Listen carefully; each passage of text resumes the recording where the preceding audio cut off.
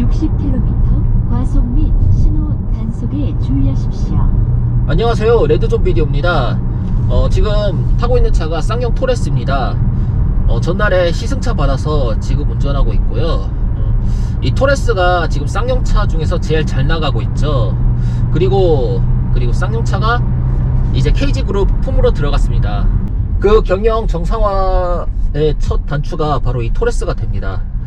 이 토레스는 어떻게 보면은 중중형하고 중형차급을 넘나드는 SUV라고 쌍용차에서 주장을 하고 있는데요. 일단 크기 면에서는 실질적으로 전장은 스포티지나 투싼보단 조금 더 길고요. 전폭 같은 경우에도 아마 스포티지하고 투싼하고 비슷하거나 조금 더 넓습니다. 다만 그 중형차급인 산타페 소렌토보다는 좀 작죠. 차체는 큰데 1.5L, 물론 뭐 터보 엔진이 달려있긴 하지만 1.5L라서 사실 좀 힘이 딸리지 않나 걱정하신 분들도 있을 거예요. 더군다나 이 차는 전륜구동도 아니고 AWD, 그러니까 사륜구동입니다. 그래서 아무래도 동력 손실도 더 클 것 같긴 한데요. 일단은 연비는 제가 나중에 체크를 해보겠지만 연비면으로 보고 탈 차는 아니에요. 제가 시속 90km에서 정석주행을 하는데 보통 리터당 15km? 트립 기준으로 15km 조금 넘는 수준이고요.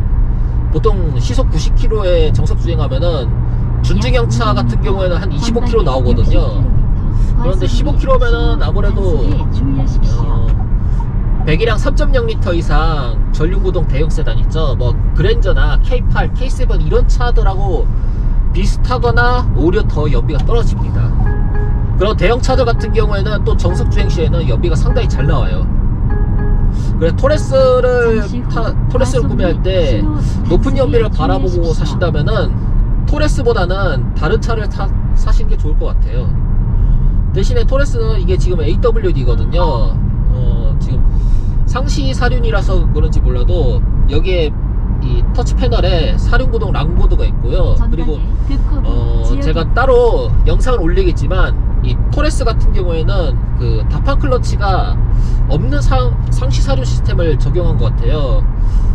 제가 하부를 띄워봤는데 보통 투싼이나 스포티지 같은 경우에는 후륜 디퍼런셜 앞쪽에 다판 클러치가 있는데 이 차는 안 보이더라고요. 혹시 쌍용차 정비하시거나 그 쌍용차 튜닝 하시는 분 중에 이 토레스 다판 클러치를 좀 보셨다면은 좀 알려주셨으면 합니다. 제가 봤을 땐 다판 클러치 못 봤거든요. 오토 앤 스톱 기능이 있고요. 스톱 앤 고라고 하죠. 이 기능이 있으니까 뭐 아무래도 시내주행 시는 조금이라도 더 연비가 좋긴 할 것 같은데, 그런데 이 오토 스톱 앤 고 시스템도 자연흡기 엔진인 모를까 터보 엔진에서는 사실 그 내구성 측면에서 좋지는 않은 시스템이거든요. 오로지 연비 하나만을 위한 본 거라.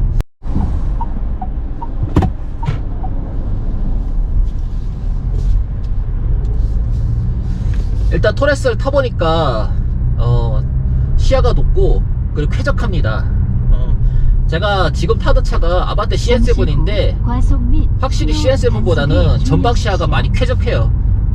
그래서 특히 교통정체 때 앞차의 상황을 보려고 고개를 삐쭉 내밀었을 때 토레스 쪽이 아무래도 좀 더 잘 보이고요.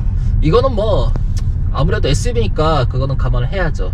그리고 쌍용차가 원래 이게 그 벤처의 영향을 받아서 그런지 예전 체어맨이나 아니면은 뭐 렉스턴 예전 거, 그리고 뭐 로디우스, 카이런, 이때는 이 스티어링 휠이 좀 둔하고 그리고 페달 담력도 상당히 늦거든요. 그러니까 브레이크도 좀 깊숙이 밟아야 되고 엑셀레이터 페달도 좀 깊숙이 밟아야 치고 나갔는데 뭐 티볼리 때부터 이게 바뀌었어요. 그래서 지금 이 토레스도 악셀 페달 밟으면은 바로 뭐 2단 정도 건너뛰어서 킥다운 되고, 아무튼 뭐 치고 나가는 데는 별 불만 없습니다. 페달 세팅도 좀 바뀐 것도 한몫했고요.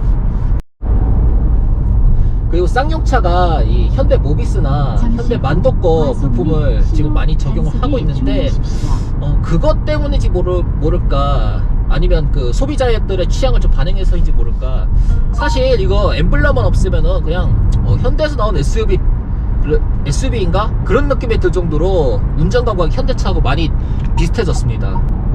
정차 상태나 출발할 때 잔진동은 조금 있긴 한데요. 그런데 뭐 주행을 하면은 뭐 별다른 진동이 느껴지진 않고요.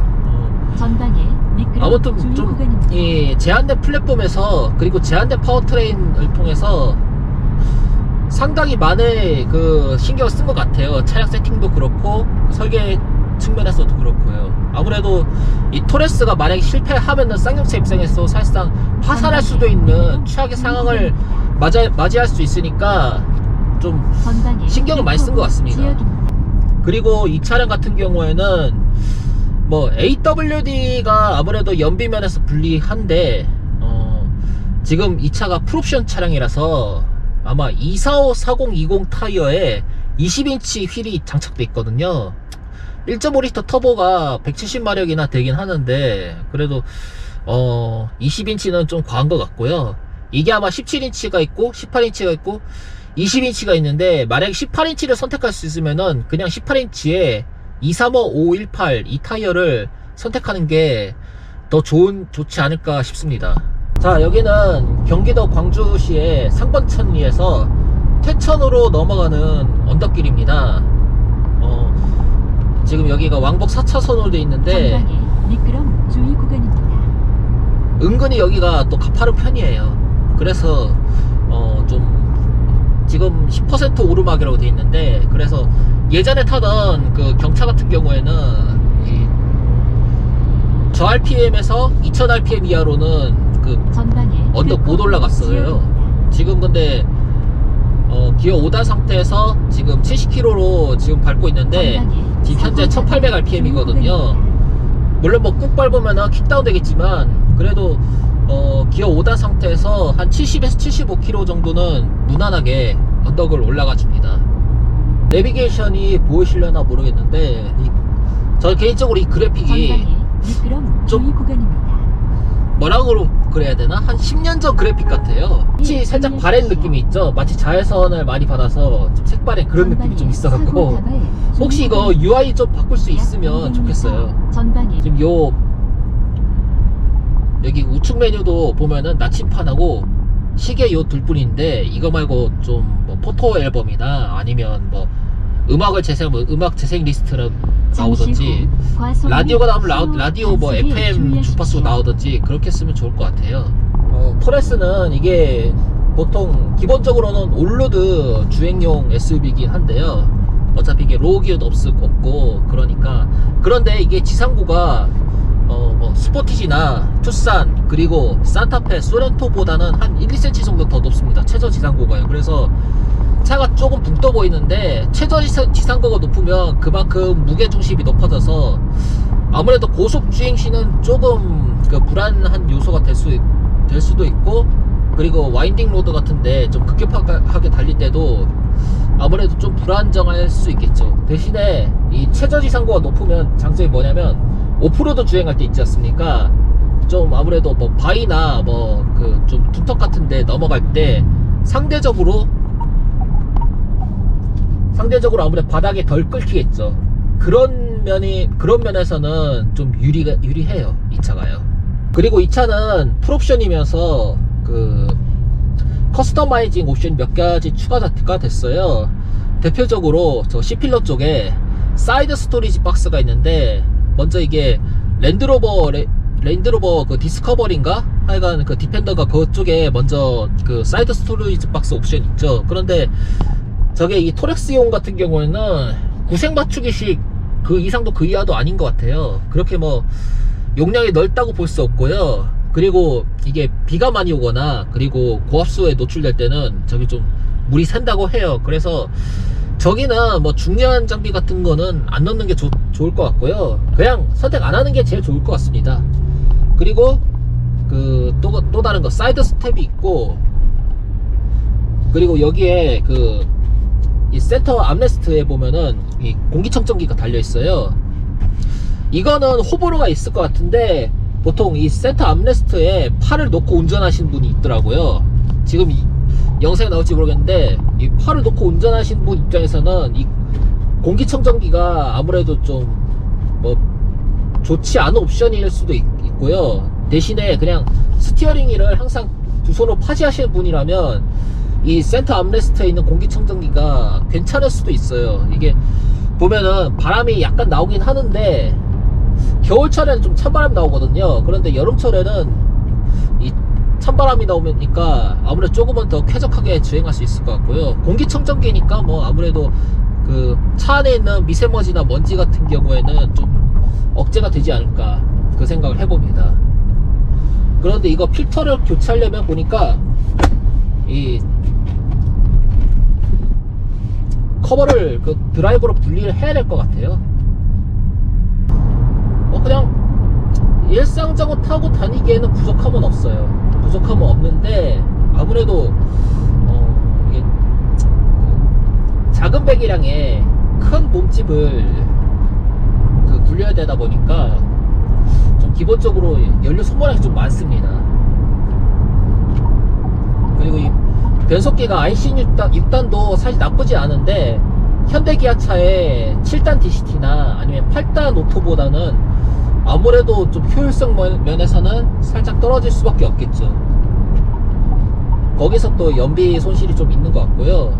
그러니까 저는 이 차를 산다면은 만약에 뭐 출퇴근으로 굴리거나 좀 주행거리가 많다 싶으면 굳이 AWD를 선택 안 해도 될 것 같아요.